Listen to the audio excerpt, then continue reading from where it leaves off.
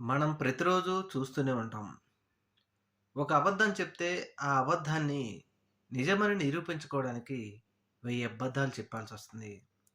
అలాగే ఇప్పుడు ముఖ్యమంత్రి గారు అనంతపురంలో చేసిన వ్యాఖ్యల వల్ల 1000 గాదు కొన్ని కోట్ల అబద్ధాలు చెప్తా ఉన్నారు. అవి నిజము అని ప్రజలను నమ్మించడానికి. అవేంటి అంటే, ఆంధ్రప్రదేశ్ రాష్ట్రంలో మాజీ ముఖ్యమంత్రి వైఎస్ఆర్‌సీపీ పార్టీ అధినేత వైఎస్ జగన్మోహన్ రెడ్డి గారు తీసుకొచ్చిన 17 మెడికల్ కాలేజీల గురించి అసలు జగన్మోహన్ రెడ్డి గారు మెడికల్ కాలేజీలే తేలేదు.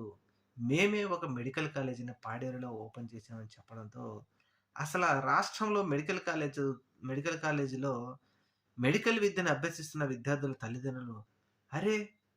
మన పిల్లలు 2 సంవత్సరాల నుంచి మెడికల్ చదువుతున్నారే! మరి ఆంధ్రప్రదేశ్ రాష్ట్రంలో ఇప్పుడున్న ముఖ్యమంత్రి ఏంటి? అసలు జగన్మోహన్ రెడ్డి మెడికల్ కాలేజీలే తీసుకురాలేదంటున్నారు.